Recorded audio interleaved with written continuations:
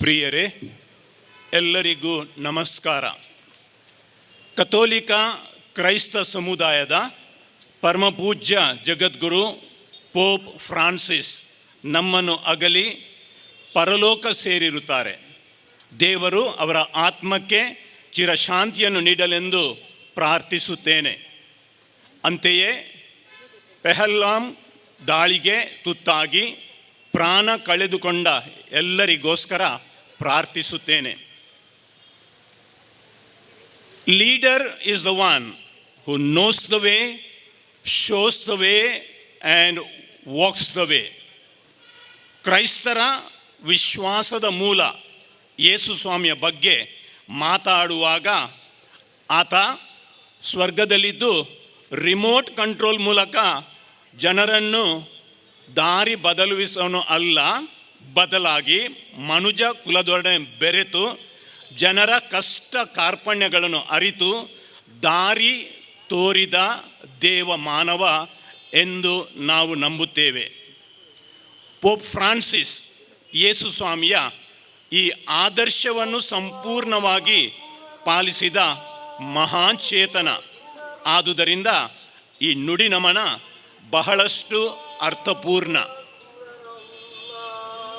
Pop Francis ಅವರ ಜೀವನದಲ್ಲಿ ಅವರು ಅಳವಡಿಸಿದ ಕೆಲವು ಆದರ್ಶಗಳನ್ನು ಉಲ್ಲೇಖಿಸಲು ನಾನು ಇಚ್ಛಿಸುತ್ತೇನೆ. ಪ್ರಪ್ರಥಮವಾಗಿ, I always do what pleases god.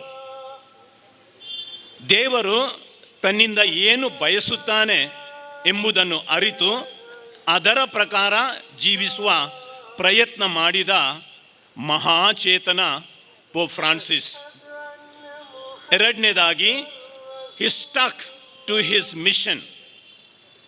ತನ್ನ ಮಹಿಮೆಯಲ್ಲ, ತನ್ನ ಹೆಸರಲ್ಲ, ತನ್ನ ಪ್ರದರ್ಶನವಲ್ಲ, ಬದಲಾಗಿ ಪ್ರಪಂಚಕ್ಕೆ ಹೊಸ ದೃಷ್ಟಿಕೋನ ನೀಡುವ ಪ್ರಯತ್ನ ಮಾಡಿದ ಮಹಾನ್ ಗುರು.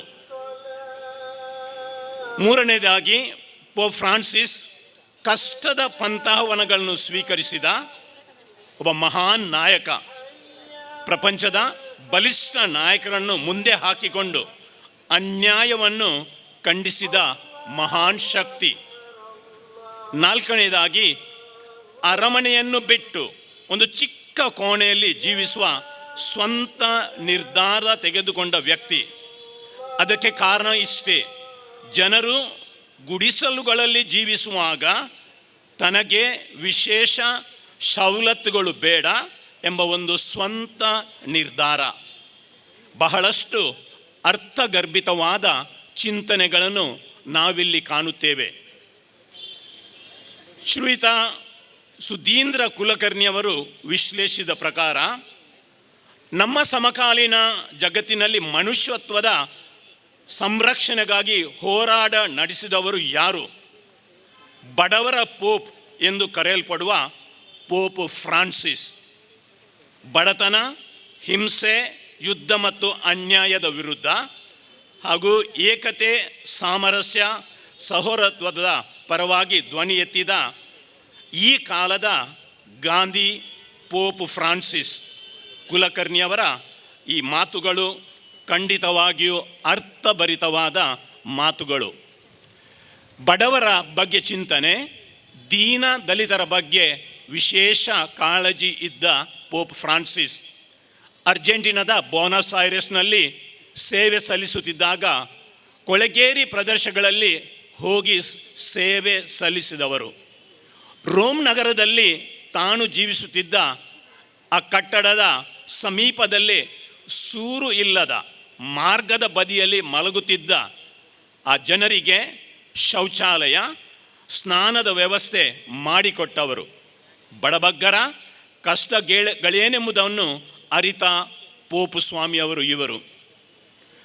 2015ನೇ ಇಸವಿಯಲ್ಲಿ ಹವಾಮಾನದ ಕುರಿತು ಅಂತಾರಾಷ್ಟ್ರೀಯ ನಾಯಕರು ಪ್ಯಾರಿಸ್ನಲ್ಲಿ ಸಭೆ ನಡೆಸುವ ಮುನ್ನ ಹವಾಮಾನದ ವೈಪರೀತ್ಯದಿಂದ ಆಗುವ ಕಷ್ಟ ನಷ್ಟಗಳೇನೆಂಬುದನ್ನು ಅರಿತು ಭೂಮಾತೆಯನ್ನು, ಪ್ರಕೃತಿಯನ್ನು ಸಂರಕ್ಷಿಸಲು ಅವರು ಕರೆ ನೀಡಿದರು.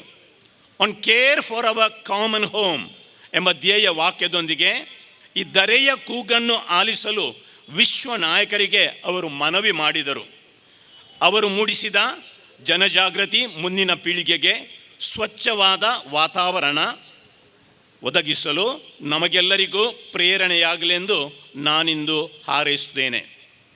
2019 ಇಸವಿಯಲ್ಲಿ ಪೋಪ್ ನೇತೃತ್ವದಲ್ಲಿ ಅಬುದಾಬಿಯಲ್ಲಿ ಮಾನವ ಸಹೋದರತ್ವದ ಶೃಂಗಸಭೆ ನಡೆದಿತ್ತು. ಪೋಪ್ ಫ್ರಾನ್ಸಿಸ್ ಹಾಗೂ ಈಜಿಪ್ಟ್ ದೇಶದ ಮಹಾನ್ ಇಮಾಮ್ ಅಹ್ಮದ್ ಎಲ್ ತಯ್ಯಾಬ್ ನೀಡಿದ ಜಂಟಿ ಹೇಳಿಕೆಯಲ್ಲಿ ಮನುಷ್ಯರ ಹೃದಯದಲ್ಲಿ ಶಾಂತಿಯ ಬೀಜ ಬಿತ್ತೋಣ ಎಂದು ಕರೆ ನೀಡಿದರು.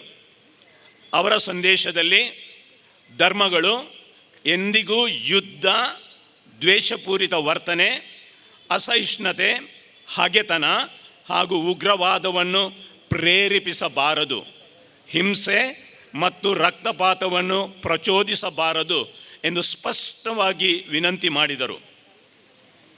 ಧರ್ಮದ ನಿಜ ಸಾರವನ್ನು ಮರೆತಿರುವ ವಿವಿಧ ಧರ್ಮಗಳ ನಾಯಕರು ಹಾಗೂ ರಾಜಕೀಯ ಧುರೀಣರು ಶಾಂತಿ ಸಹಿಷ್ಣುತೆಯನ್ನು ಪೋಷಿಸುವ ಬದಲು ಸಮಾಜವನ್ನು ಹಾಗೂ ಸಮುದಾಯಗಳನ್ನು ಒಡೆಯುವ ಪ್ರಯತ್ನ ಮಾಡುತ್ತಿರುವುದು ನಿಜವಾಗಿಯೂ ಇಂದು ಖೇದಕರ. 2013 ಇಸವಿಯಲ್ಲಿ ಮಾರ್ಚ್ ತಿಂಗಳ 13ರಂದು ಪೋಪ್ ಫ್ರಾನ್ಸಿಸರನ್ನು ಕಥೋಲಿಕ ಪವಿಸಭೆಯ ಜಗದ್ಗುರುಗಳಾಗಿ ನೇಮಿಸಲ್ಪಟ್ಟಿದ್ದರು. ಅಂದು ಸಾವಿರಗಟ್ಟಲೆ ಜನರು ವ್ಯಾಟಿಕನ್ ನಗರದಲ್ಲಿ ಹೊಸ ಪೋಪ್ ಯಾರೆಂಬುದನ್ನು ಸಾರಿದ ಪೋಪ್ ಫ್ರಾನ್ಸಿಸ್ ರವರ ದಿವ್ಯ ಆತ್ಮಕ್ಕೆ ಚಿರಶಾಂತಿಯನ್ನು ಆ ಭಗವಂತ ಅನುಗ್ರಹಿಸಲಿ ಎಂದು ಪ್ರಾರ್ಥಿಸುತ್ತಾ ನನ್ನ ಮಾತುಗಳನ್ನು ಕೊನೆಗೊಳಿಸುತ್ತೇನೆ.